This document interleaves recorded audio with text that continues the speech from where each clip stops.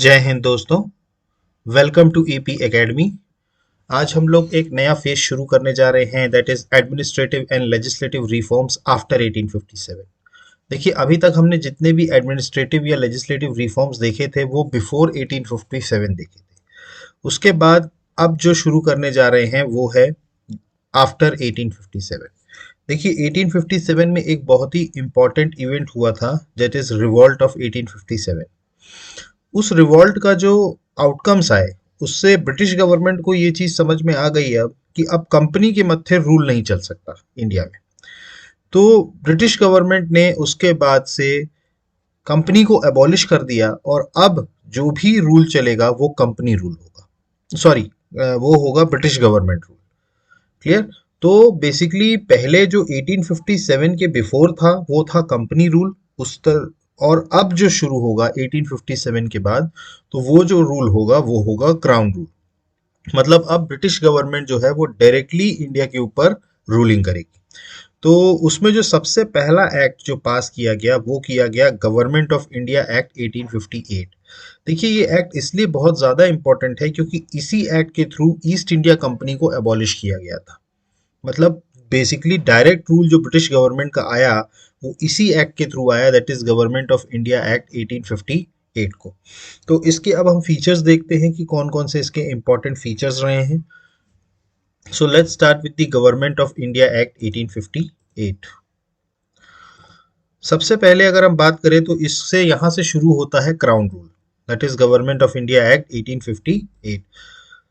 This significant act was enacted in the wake of the revolt of 1857, also known as the First War of Independence or the Sepoy Mutiny. The act, known as the Act for the Good Government of India, abolished the East India Company and transferred the power of government, territories and revenues to the British Crown. देखिए, ये act basically बनाया गया 1857 के revolt के बाद, जब British government को ये लग गया कि उनको ये एहसास हो गया कि कंपनी का रूल जो है वो अब कंपनी इस तरीके से अब रूल नहीं कर पाएगी। तो इस एक्ट के थ्रू उन्होंने ईस्ट इंडिया कंपनी को एबॉलिश किया और जितनी भी पावर्स थी वो सब गवर्नमेंट, टेरिटोरियल या रेवेन्यूज की, वो सब अब किसके हाथ में आ गई? ब्रिटिश क्राउन के हाथ में। So it is a very significant act. अब इसमें कौन कौन से इंपॉर्टेंट फीचर्स थे? तो सबसे पहले तो it provided that India henceforth was to be governed by and in the name of Her Majesty. It changed the designation of the Governor General of India to that of the Viceroy of India. He was the direct representative of the British Crown in India. Lord Canning thus became the first Viceroy of India. देखिए, इसमें designation फिर से change किया गया। जैसे आपको याद होगा, रेगुलेटिंग एक्ट 1773 के तहत जो गवर्नर जनरल ऑफ बंगाल थे उनको गवर्नर जनरल ऑफ बंगाल किया गया। फिर चार्टर एक्ट 1833 आया जिसमें गवर्नर जनरल ऑफ बंगाल को क्या किया गया? Governor general of India. अब गवर्नमेंट ऑफ इंडिया एक्ट 1858 के तहत अब जो गवर्नर जनरल ऑफ इंडिया है उनको क्या चेंज कर दिया गया? As a viceroy of India. Clear? मतलब अब जो उनका डेजिग्नेशन था गवर्नर जनरल ऑफ इंडिया का, उसको क्या चेंज कर दिया गया? Viceroy of India. और अब ये जो वॉइसरॉय थे ये डायरेक्ट रिप्रेजेंटेटिव हो गए of the British crown in India. मतलब वो जो वॉइसरॉय बने वो डायरेक्ट अब रिप्रेजेंटेटिव बने of the British crown in India. और जो पहले सबसे पहले वॉइसरॉय इंडिया के बने वो बने लॉर्ड कैनिंग। आपको ये नाम याद रखना है, Lord Canning became the first viceroy of India. Lord Canning was also the last governor general of India. ये जो मैं आपको नाम बता रहा हूँ ये नाम आपको याद रखने हैं क्योंकि ये फ्रीक्वेंटली पूछे जाते हैं। जैसे अगर मैं आपसे पूछूं कि first governor general of India कौन था, तो वो थे लॉर्ड विलियम बेंटिक्ट। तो वो थे first governor general of India. अब अगर हम first governor general of Bengal की बात करें तो वो कौन थे? Warren Hastings. तो आपको ये सारे नाम याद रखने हैं। वैसे ही फर्स्ट वॉइसरॉय कौन बने? Lord Canning. अब ये वॉइसरॉय की जो पोजीशन है वो चलेगी अप टिल 1947 तक। क्लियर? ये बहुत important point. Next, it ended the system of double government by abolishing the board of control and court of directors. देखिए, आपको याद होगा जब हम पिट्स इंडिया एक्ट 1784 पढ़ रहे थे उस टाइम पर जो उस एक्ट के थ्रू कंपनी की कॉमर्शियल अफेयर्स और पॉलिटिकल अफेयर्स के लिए दो बॉडीज अलग अलग करी गई थी। थी, मतलब पहली बार सेपरेट किया गया था। और पॉलिटिकल अफेयर्स को चलाने के लिए एक अलग से बॉडी बनाई गई थी जो था बोर्ड ऑफ कंट्रोल, और जो कॉमर्शियल पर्पस के लिए थी वो थी कोर्ट ऑफ डायरेक्टर्स। तो अब इन दोनों बॉडीज को एबॉलिश कर दिया गया इस एक्ट के थ्रू।